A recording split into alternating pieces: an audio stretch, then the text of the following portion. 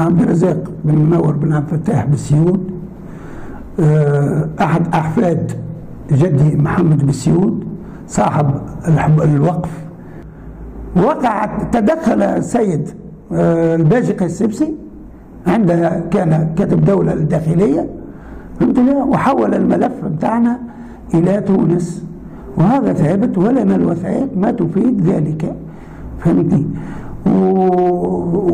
وعمل قرار وفي ولاية تونس صادر عن الولاية وليس عن لجنة تصفية الأحباس، لأن الرسم بتاعنا العقود بتاعنا هي تابعة ولاية باجة مش تابعة ولاية تونس. ألور بعد ما طعنا في القرار 768 هزوه للجنة العليا اللي هي تحت سلطته هو، سلطة وزير الداخلية وزير العدل. في الوقت هذاك الباجي قيد السبسي وضع اسم فاطمة بنت السبسي، بنت قيد السبسي، فهمت. بعد ما وضع اسمه هذاك تحط دخلوا هما ورثاء، دخلوا وريث في حبس أحمد شلبي وفاطمة بيا اللي لا وجود لهم ولا أحكام تبرهن ذلك.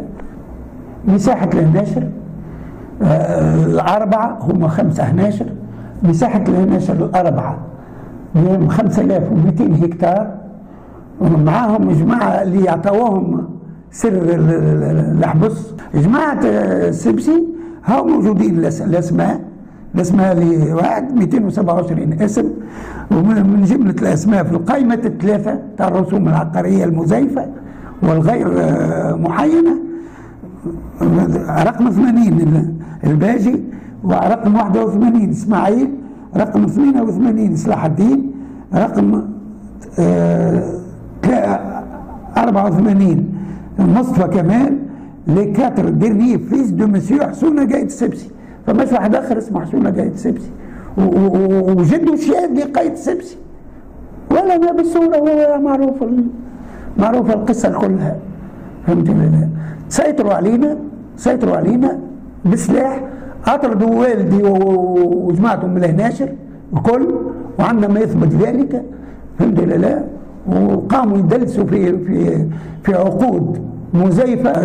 سي الباجي وقت اللي ولا شد لنا الدولة، بارك الله فيك، شد الدولة. أما قال كلمات قال إذا كنت تلقاو اسمي في رسم عقاري راني سارق كيلو اخرين، سامحني ونحشم منك ونكبر فيك، تبقى اسمك موجود في 3 رسوم عقارية هما 180,455 برا زيد تشوف في القائمة، 115,387 برا شوف في القائمة اسمك رقم 80 أنت وأخواتك، فهمتني. وفي الرقم في حبس فاطمة بيا اللي ركبتوه، اللي تركب على حبس بالسيول، فاطمة بيا أولا توفيت ما عندهاش صغار، والعقود مدلسين ما فيهمش مدلسين. وعلى كل حال فيما يخصني أنا نهنيكم من الآن، لا أكسب شيئا، بحيث إذا كان كسبت شيء أعرفوا أنه جاي من حاجة أخرى. بكل صراحة،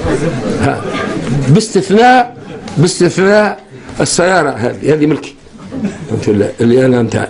أما ما زاد على ذلك، لا عندي دار ولا عندي سهم ولا عندي كذا، كان عندي انتهى القضية. عملنا دار تخلفنا فيها مع الزعيم الرئيس الراحل الحبيب بورقيبة رحمه الله، فهمت ولا؟ فأتلفناها والحمد لله، وكل ذلك من فضل ربي.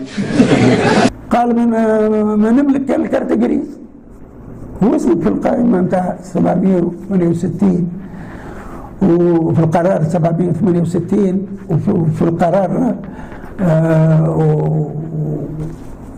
اسمك موجود في القرار هاي 768. شكون عامله؟ من غير ما تعدتش على اللجنة، لأنكم هزيتوا الرسوم نتاعنا، العقود نتاعنا وثبت عليكم هالولاية، هي اللجنة نتاع ولاية. وأنا أقول لكم القناعة مال لا يفنى، مال لا يفنى، لأن القضية في المال توا، في الناس الكنوز. القناعة مال لا يفنى. ونحن يصح فينا الكلمة التي قالها أحد أعرفش أنه هو يعني من الصحابة أو من غيرها: لو توكلتم على الله حق توكله لرزقتم كما يرزق الطير. ولا حديث شريف بارك الله. يا ولدي الصحافة معناها حاجة ضرورية. قلت يا سي الباجي، قلت اللي ما عندي كان الكارت جريز بتاع السيارة باسمي.